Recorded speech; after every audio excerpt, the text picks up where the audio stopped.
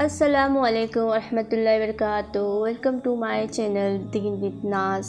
تو یہ ہے ہمارا قرآن جرنلنگ کا پارٹ 1 میں ہم نے قرآن جرنلنگ کے بارے میں کچھ بیسک ڈیٹیل جانی تھی کہ قرآن جرنلنگ ہوتا کیا ہے اور کیسے اسے ہمیں اسٹارٹ کرنا ہے۔ تو وہ ساری چیزیں ہم ایک بار سے پھر سے ریپیٹ کریں گے تاکہ آپ کو ساری چیزیں اچھے سے سمجھ آ جائے۔ تو قرآن جرنلنگ کا آسان میننگ یہ ہے کہ قرآن جرنلنگ مطلب قرآن کو ایک اچھے طریقے سے پڑھنا سمجھنا، اور قرآن اور اللہ تعالیٰ کے ساتھ ایک مضبوط کنیکشن آپ کا قرآن جرنلنگ کے تھرو آپ کا ایک مضبوط کنیکشن اللہ اور قرآن کے ساتھ بنتا ہے۔ تو قرآن جرنلنگ بہت ہی خوبصورت پروسیس ہے۔ آپ جیسے جیسے اس کو کرو گے ویسے ویسے آپ کو سمجھ آئے گا، ساری چیزیں آپ کے لیے آسان ہو جائے گی۔ تو آج کے ہمارے پارٹ 2 میں ہم دیکھیں گے کہ قرآن جرنلنگ کو کیسے سٹارٹ کریں۔ میں نے اپنی قرآن جرنی کو کیسے کیا ہے وہ آپ کو میں ساری چیزیں اس ویڈیو میں دکھاؤں گی۔ So without wasting any time آئیے شروع کرتے ہیں۔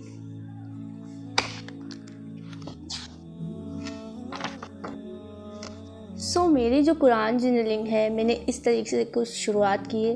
اس کا فرنٹ پیج میں نے اس طریقے سے ریڈی کیا ہے۔ اگر آپ کو کچھ ڈیکوریٹ وغیرہ کرنے کا شوق ہے تو آپ کر سکتے ہو، نہیں تو آپ اپنی قرآن جرنلنگ سمپل رکھ سکتے ہو۔ میں نے تھوڑا سا کچھ اپنی طریقے سے لکھنے کی کوشش کی ہے تاکہ یہ چیزیں اور زیادہ مجھے کام کرنے میں اور زیادہ انٹرسٹ آئے، اور زیادہ میں اس سے اور زیادہ اس کام میں دل لگے، اس لیے میں نے تھوڑا سا اس کو ڈیکوریٹ کیا۔ تو آپ دیکھ سکتے ہو میں نے سب سے پہلے یہاں پر اپنا فرنٹ پیج ریڈی کیا ہے۔ یہاں پہ قرآن جرنلنگ لکھا ہے۔ یہ اباؤٹ والا جو سیشن ہے یہاں پر میں نے قرآن جرنلنگ کے بارے میں لکھا ہے کہ قرآن جرنی ہے کیا۔ تو قرآن جرنی کے بارے میں نے اس میں لکھا ہے، قرآن جرنی ایک ایسا طریقہ ہے، جیسا کہ میں نے آپ کو بتایا کہ قرآن جرنلنگ ایک ایسی پروسیس ہے جس کے ذریعے آپ قرآن کو اور اچھے سے سمجھ سکتے ہو، اور اس کے ذریعے آپ قرآن اور اللہ سے اور زیادہ قریب ہو جاتے ہو۔ اور اس کا سب سے بڑا جو فائدہ مجھے دیکھنے کو ملا ہے کہ آپ کو قرآن کی آیات اور سورات بھی آپ کو یاد ہو جائے گی۔ اگر آپ اس کو اور اچھے سے کرتے ہو، ڈیلی ساری چیزیں ریپیٹ کرتے ہو، سمجھ کر کرو گے تو آپ کو ساری چیزیں یاد ہو جائے گی۔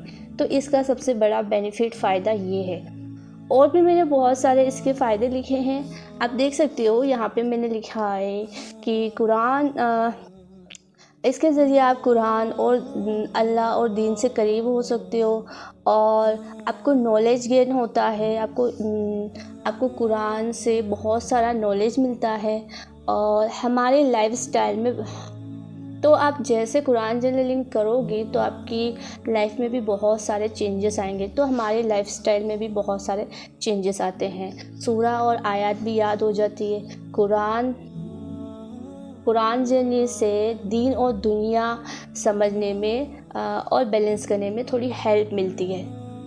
لائف میں پازیٹیوٹی لے کر آتی ہے۔ آپ کی لائف میں اگر نیگیٹیوٹی ہے، آپ بہت زیادہ اسٹریس میں رہتے ہو، پریشان رہتے ہو، تو آپ کی لائف میں پازیٹیوٹی لے کر آتی ہے قرآن جرنی، اور اسٹریس اور ڈپریشن کو بھی کم کرتا ہے۔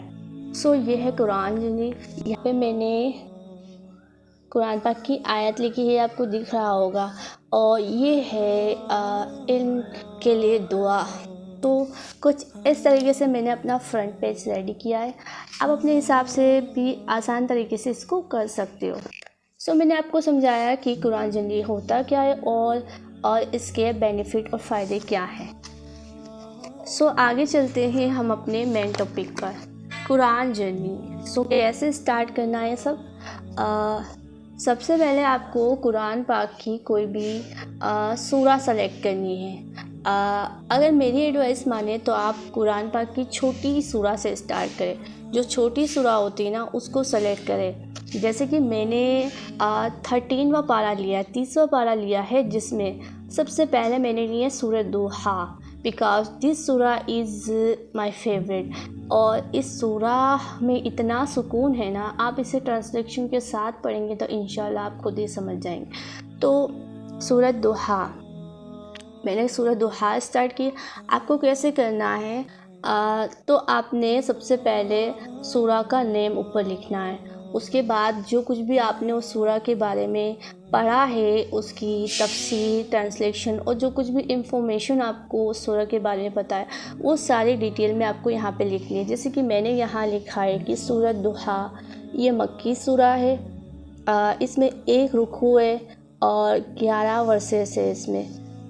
फिर ये सूरह क्यों नाजिल हुई, तो इसमें मैंने एक रीज़न, ये जो मेन चीज़ है ना, मेन पॉइंट लिखा है कि ये सूरह क्यों नाजिल हुई। नबी करीम सल्लल्लाहु अलैहि वसल्लम की तसल्ली के लिए ये सूरह नाजिल हुई थी। अब यहाँ पे मैंने कुछ छोटा सा सेंटेंस में लिखा हुआ है कि चंद रोज़ वही नहीं आई तो कुफ़ार ने आप सल्लल्लाहु अलैहि वसल्लम पर ताने करने शुरू कर दिए कि आपके रब ने तो आपको छोड़ दिया है और आपको अकेला छोड़ दिया। तो अल्लाह ताला ने नबी पाक सल्लल्लाहु अलैहि वसल्लम की तसल्ली के लिए सूरह दुहा नाजिल की। सूरह दुहा ये यहाँ पे मैंने इसका मेन पॉइंट लिखा है। फिर इसके बाद इसमें इस सूरह में क्या क्या चीज़ें आई हैं, जैसे कि अल्लाह के वादे हैं, डिप्रेशन और एंजाइटी फ्री, इससे जो भी दिल को सुकून देने वाली आयत हैं, इंसान के मायूस हो जाने के बाद एक नई उम्मीद मिलती है और आखिरत दुनिया से बेहतर है, अल्लाह ताला ने इसमें बताया है। यहाँ पर मैंने एक छोटा सा नोट लिखा है अपने लिए, ताकि जब भी मैं डिप्रेस या परेशान हूँ तो इसे देख कर के मुझे थोड़ा सुकून मिल जाए। सो मैंने लिखा है यहाँ पर, always trust Allah, he is the best planner. तो इस तरीके से आप भी अपने लिए कुछ लिख सकते हो। सो आगे चलते हैं हमें। तो हमने सूरह दुहा के अबाउट में हमने लिखा है सूरह दुहा के बारे में जो कुछ भी हमने डिटेल में पढ़ा, जो भी आपको समझ आए ना, आप अपनी तरफ से लिखें। ज़्यादा से ज़्यादा कोशिश करें कि आप अपनी तरफ से लिखें। अगर आप अपने मन से लिखेंगे, अपने दिल से लिखेंगे ना, तो चीज़ें आपके लिए आसान हो जाएगी। तो सबसे पहले आपने सूरह दुहा जो आपने रीड की है, आपको सूरह दुहा को रीड करना है। रीड करने के बाद जो भी आयत आपके दिल को छू गई या फिर जो भी आयत आपकी लाइफ को रिलेट कर रही है, जो भी आपकी प्रेजेंट सिचुएशन है, जो कुछ भी आपको उस सूरह में जो भी आयत आपके दिल को आपको पसंद आई है, वो आयत आपको लिख लेनी है। जैसे कि मैंने यहाँ पे लिखा है सूरह दुहा की आयत नंबर 3 मैंने यहाँ पे लिखी है कि मा वद्दाका रब्बुका व मा खला, ठीक है। और फिर इसमें मैंने वर्ड ट्रांसलेशन किया है, जैसा कि आप देख सकते हो। फिर इसका मैंने मीनिंग लिखा है कि इस वर्ड्स का यहाँ पे मीनिंग क्या होगा, कि नहीं छोड़ा आपको आपके रब ने और ना वो नाराज़ हुआ है। तो इस तरीके से आपने पहले अरबिक लिखना है, फिर उसका ट्रांसलेशन करना है। इसके बाद जो मेन है आपको तफसीर आपने जो भी कुरान से पढ़ा हो या फिर जो भी आपने कुरान ऐप से सुना हो या यूट्यूब से, कहीं से भी आपने अगर तफसीर पढ़ी है, सुनी है, तो उस तफसीर को सुनकर आपको जो भी चीज़ समझ में आई, आप हूबहू वैसा ना लिखें, आप अपने दिल से लिखें, आप अपने मन से लिखें। जो भी आपको समझ में आया है ना तफसीर में, तो वो चीज़ें आपको लिखनी है। तो जैसा कि मैंने इस आयत की तफसीर सुनी, तो मुझे जो समझ में आया मैंने इसमें लिखा है, देख सकते हो आप।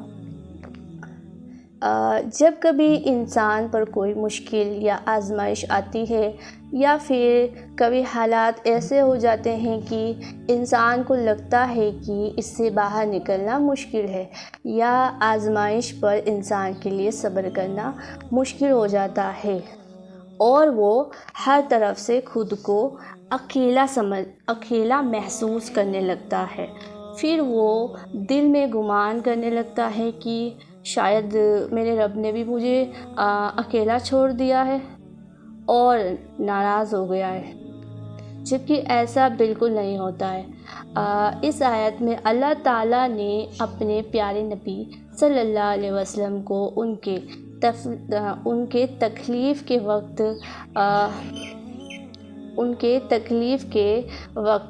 इस सूरह में तसल्ली दी है कि तुम्हारे रब ने ना तुम्हें छोड़ा है और ना नाराज़ हुआ है।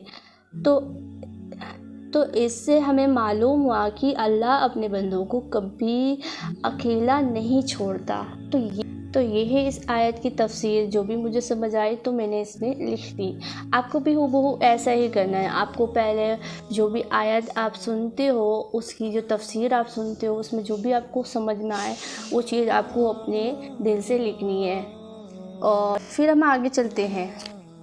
تو آپ نے جو یہ تفسیر لکھی ہے، اس تفسیر سے آپ کو لیسن کیا مل رہا ہے وہ آپ کو آگے لکھنا ہے۔ تو اس طریقے سے کچھ میں نے کیا ہے، آپ دیکھ سکتے ہو یہاں پر۔ تو آپ نے یہاں پہ لیسن لکھنا ہے۔ اس تفسیر کو پڑھ کر آپ کو کیا چیز سمجھ میں آئے، اس سے کیا لیسن ملا ہے وہ آپ کو یہاں لکھنا ہے۔ تو میں نے یہاں پہ لیسن میں لکھا ہے، آپ دیکھ سکتے ہو کہ اللہ اپنے بندوں کو ان کے مشکل وقت میں کبھی اکیلا نہیں چھوڑتا، اور جو اللہ کے پیارے ہوتے ہیں ان کو وہ آزماتا ہے اپنے اور زیادہ قریب کرنے کے لیے، اور اس کا ایمان جانچنے کے لیے۔ تو بندے کو چاہیے کہ مشکل وقت اور آزمائش میں صبر سے کام لے اور اللہ ہی پر توکل رکھے۔ تو اس طریقے سے آپ کو اس کی تفسیر اور پھر آپ کو لیسن لکھ لینا ہے۔ پھر آپ کو نیکسٹ کوئی بھی ورس اگر آپ نے سلیکٹ کی ہو تو ہو اسی طریقے سے آپ کو کرنا ہے۔ تو یہ ہے ہماری قرآن جرنی، اس طریقے سے آپ کو قرآن جرنی کرنی ہے۔ سو آئی ہوپ کہ آپ کو سمجھ آیا ہوگا۔ سو ملتے ہیں ہماری نیکسٹ ویڈیو میں، جس میں ہم کوئی بھی ایک سورہ سلیکٹ کریں گے اور پریکٹیکلی ساری چیزیں کریں گے تاکہ آپ کو اور اچھے سے سمجھ آ جائے۔ سو تب تک کے لیے جزاک اللہ خیر، فی امان اللہ۔